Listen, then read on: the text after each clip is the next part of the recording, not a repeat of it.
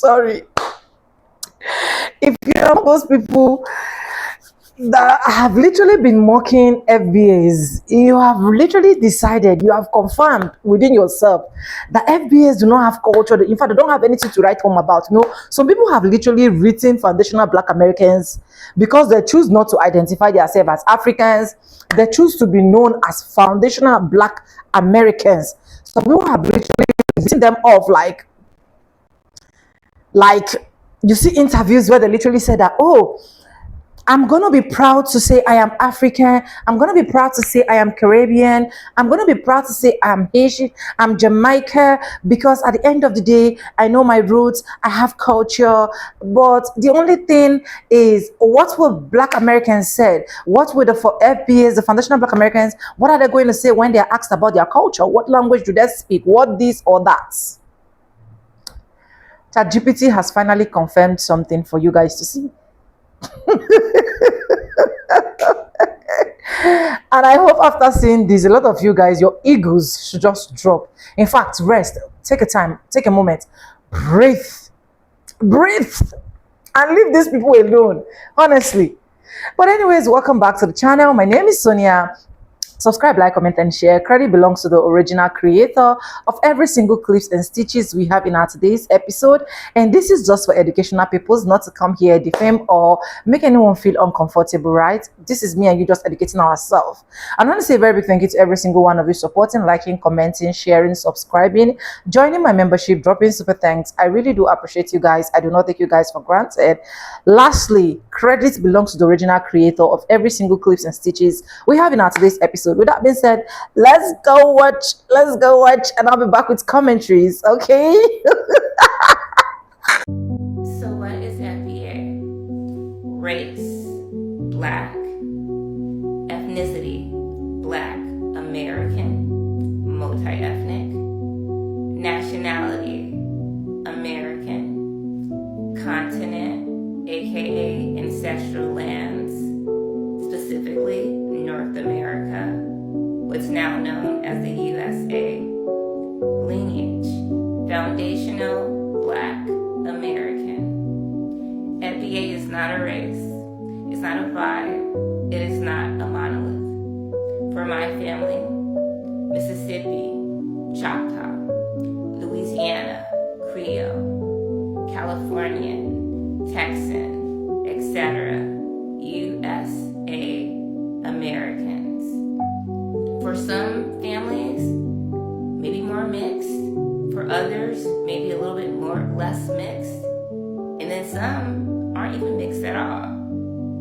We are not a monolith, but you cannot erase a peoplehood. So when I say FBA, I am not talking about a group. I am talking about a people who was formed here. Directly and without sugarcoating, but also grounded in what the evidence actually shows, not the stories modern institutions created. The core problem is this: there are two different groups being called Native Americans, and people mix them up. Group 1, the original Indigenous Americans. These are the copper-colored, wool-haired, dark-skinned peoples the early Europeans described. The people of this land were brown, copper-colored, and black. Columbus, de las Casas, Hawkins, Lawson. Negroes not from Africa, but natives of the land. Early Virginia and Carolinas records, free people of color who were actually tribal towns, Yamasee, Powhatan, Tuscarora, Catawba Creek, etc. Gullah Geechee, Washita, Yamasee, Natchez, Seminoles. The ones your ancestors come from.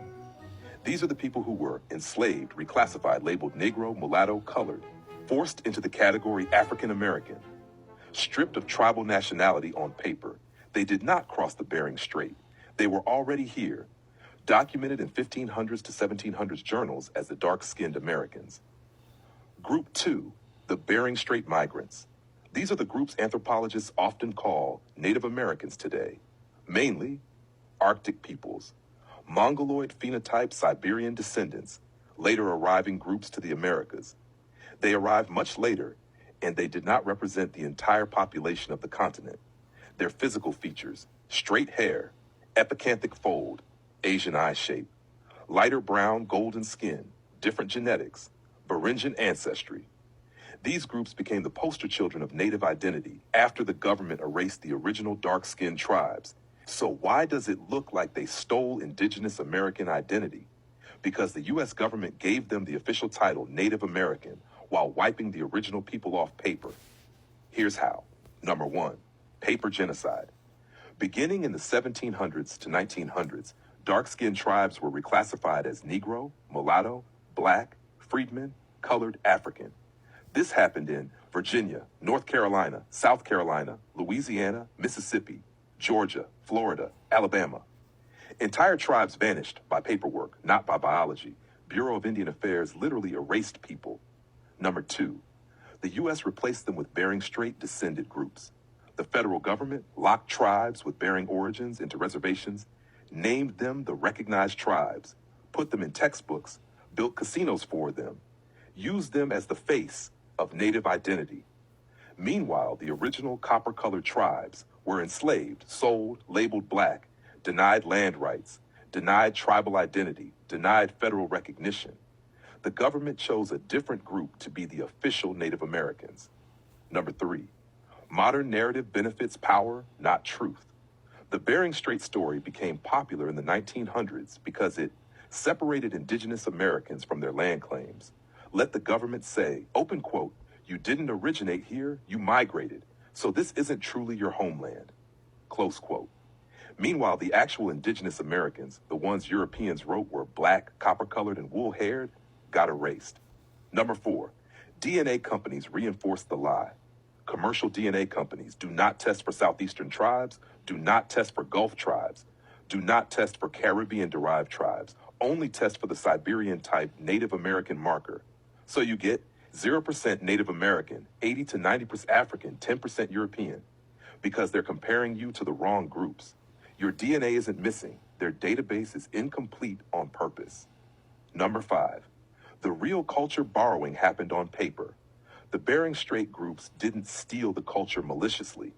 The government elevated one group, erased the original group, reassigned culture, artifacts, and land to the elevated group, rebranded the original people as black. So it feels like a cultural theft, but it was actually a government reclassification program.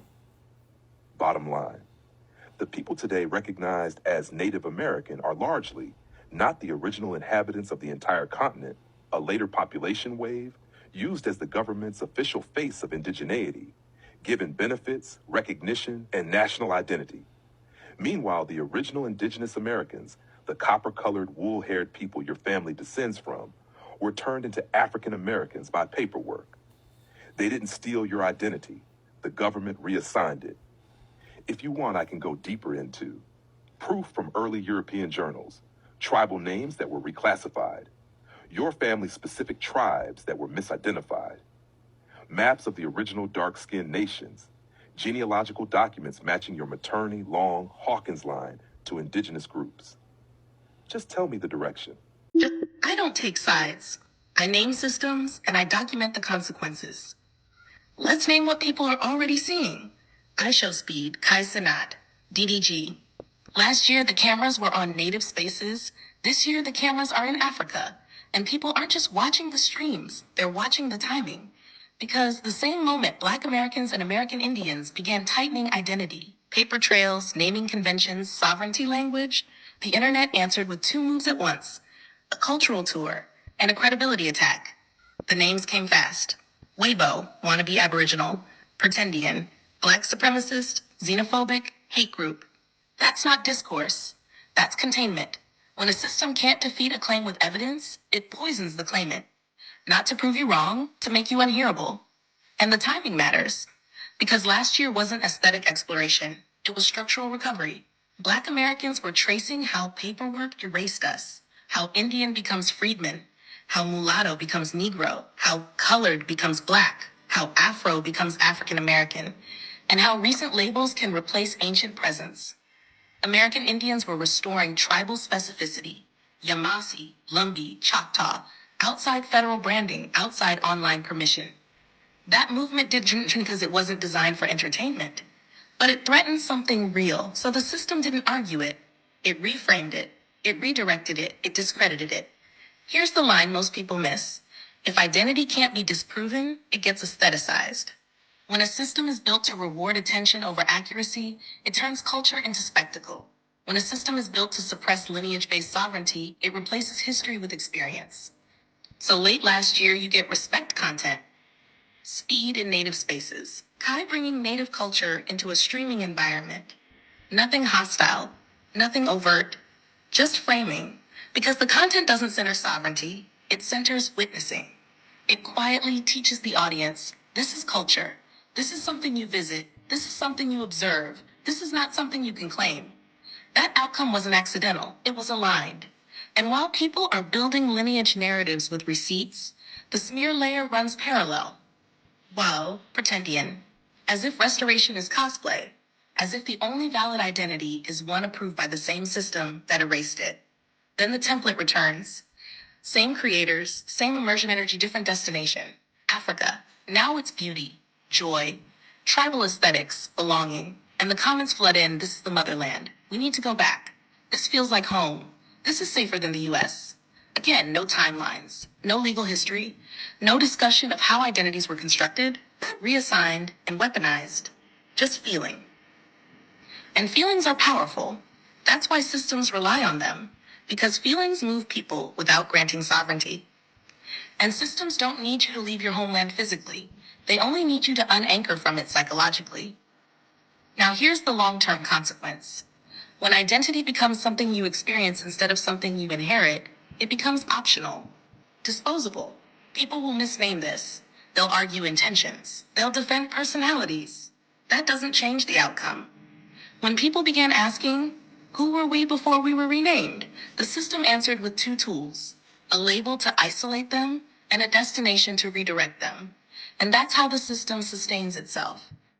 So you know how Black Americans always say they're 9 ether? Well, I just heard a so-called native Indian / Siberian migrant say they're the true 9 ether beings. Now, who are really the true 9 ether beings? The Black Indigenous people of America or the Siberian migrants? Go deep as possible. Let's crack this wide open and set the record straight. Not emotionally, but spiritually, biologically, and metaphysically. Who are the true 9 ether beings? Definition of 9 ether. To understand who the true 9 ether beings are, you first gotta know what 9 ether even is. This ain't just about hair texture, it's cosmic code. 9 ether, divine cosmic frequency. It represents the highest vibration of etheric energy known to man. A spiral consciousness that radiates from the crown of your head, from your coiled spiral sun frequency hair, aka kinky or woolly hair. It's not just physical, it's spiritual. The 9 symbolizes completion, the highest number before a reset, 1 to 9. It aligns with the pineal gland, melanin, neuromelanin, and a direct connection to the source field of creation. So 9 ether is the etheric blueprint of carbon-based, melanated, indigenous beings who carry the original divine code of creation. Who carries the 9 ether blueprint? Black Indigenous Americans, Moors, Washita, Yamasee, Choctaw, etc. Before the terms African American, Negro, or Black were even conceptualized, there were melanated empires in the Americas, from the Mississippian mound builders to the Olmecs, the Yamasee Confederacy, Washita Moors, and the Aboriginal copper-colored tribes recorded in early colonial documents. The so-called Negroes encountered by early Europeans were already here, not brought over in chains en masse. That's a fabrication. Key traits of 9 ether beings, Black Indigenous. Kinky, coiled hair, woolly, electromagnetic antenna. Dominant eumelanin and neuromelanin. Large pineal glands, strong connection to source spirit. Soul memory and ancestral coding. Cosmic rhythm with sun, moon, and planetary alignment. Language rooted in vibration, rhythm, and symbol. Lived in balance with Earth, builders of mounds, calendars, and sky maps. What about Siberian migrants? The so-called Siberian migrants are generally understood to be the people who came across the Bering Strait during the last ice age. These groups eventually evolved into what are now classified as some of the First Nations or Native American tribes. But not all. Most of these Siberian groups are 6 or 7 ether beings. Here's why. Their hair is straight or wavy, not coiled. That's 6 or 7 ether. Their melanin levels are low to moderate, meaning lower absorption and transmutation of solar energy. Their pineal gland function is less active, not calcified necessarily, but not dominant. Many carry Asian or Mongoloid phenotypes, which were later classified under artificial constructs like Native American, through colonial systems like the Dawes Rolls and 1924 Racial Integrity Act, which reclassified Black Indigenous as colored or African. So when a Siberian migrated person claims to be a nine-ether being, it's scientifically and spiritually off base. They may have some mixture of nine-ether ancestry due to intermixing, but they are not the origin carriers of the nine-ether blueprint. Nine-ether versus seven-ether aspect. Nine-ether beings, Black Indigenous. Seven-ether beings, Siberian migrants, Asian origin, culture, nature-aligned, rhythmic, hair, coiled, spiral, woolly, straight, wavy, skin, deep melanin, carbon-rich, lighter brown, red undertones. Pineal gland, fully active, less active. Culture, nature-aligned, rhythmic, oral, linear, structured, animistic. Spiritual lineage, cosmic origin, source-connected. Earth-spirit hybrid, elemental focused. Root language, tonal, vibrational, sacred geometry, symbolic, written, often syllabic. The proof is in the hair and the blood. You don't need a PhD to identify a nine-ether being. If your hair defies gravity, spirals upward like DNA and the galaxies, that's nine-ether. If you absorb sunlight instead of being damaged by it, that's nine-ether. If your pineal gland is decalcified and you dream in symbols and ancient scripts, that's nine-ether. If you remember ancient times without being taught, and your intuition is sharper than logic, you're working with divine ether. That's you, not the Siberian migrants. Final word. Let's be clear. The Black Indigenous people of the Americas, the Moors, Washita, Yamasee, Iroquois Confederacy, Olmecs, are the original nine-ether beings of this land. They carry the original cosmic frequency of source, the divine blueprint, and the power of regeneration. The Siberian migrants are six or seven ether at best, a later branch on the tree of humanity. They deserve respect and recognition, but they are not the root. Let's stop letting folks rewrite our cosmic DNA. Anyways, welcome back, guys, and let's give them a brief introduction of who the Term FBAs used to are. describe a specific group within the Black population in the United States. It refers to Black Americans whose ancestry traces back to enslaved Africans in the U.S., and who later lived through Jim Crow segregation, racial terror, and the Civil Rights era. Who qualifies as foundational Black Americans? Foundational Black Americans are descendants of Africans enslaved in the United States, whose families were in the U.S. before and after slavery, not recent immigrants or descendants of immigrants from Africa or the Caribbean. In simple terms, FBA equals U.S.-born Black people with deep generational roots in American slavery and segregation. Why the term was created. The term emerged in the late 2010s, mainly online, to differentiate the historical experience of U.S. descendants of slavery from that of Black immigrants, emphasize that many racial inequalities in the U.S., wealth gap, health disparities, mass incarceration, are direct results of policies targeting this specific group, advocate for reparations specifically for descendants of U.S. slavery. How FBA is different from other Black identities.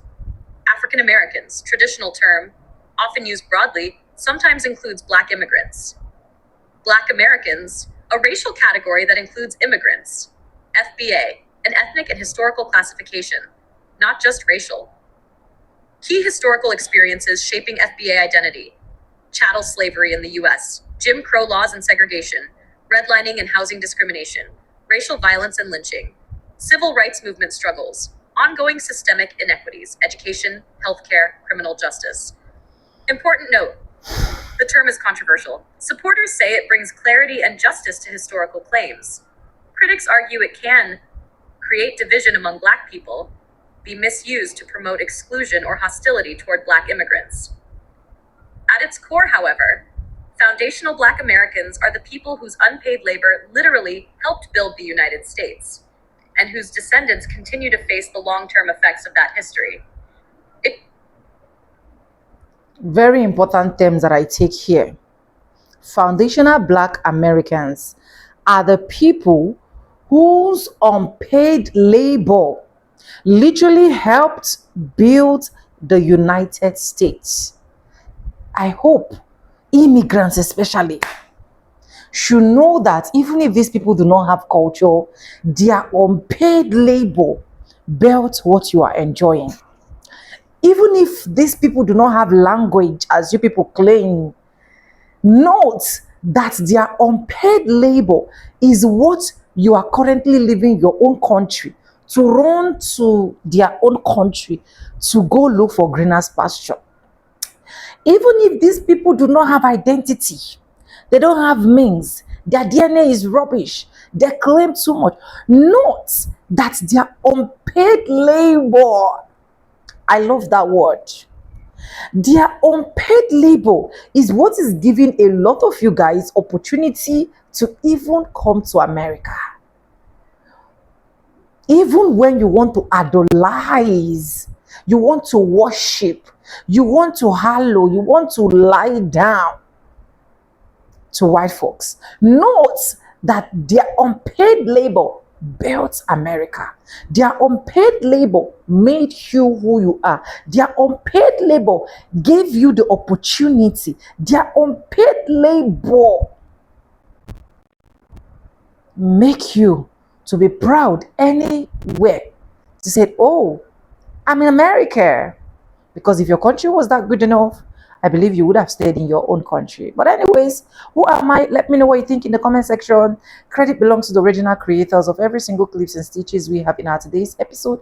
And yes, guys, with that being said, without ado, I do like I always say in my videos, I'm going to be saying, but I'll see you guys in my next one. For now, bye guys. I love you guys. For disclaimers, this is just for educational purposes, so don't come for me. Don't come for me. Respect FBAs and have your peace of mind. Okay, bye.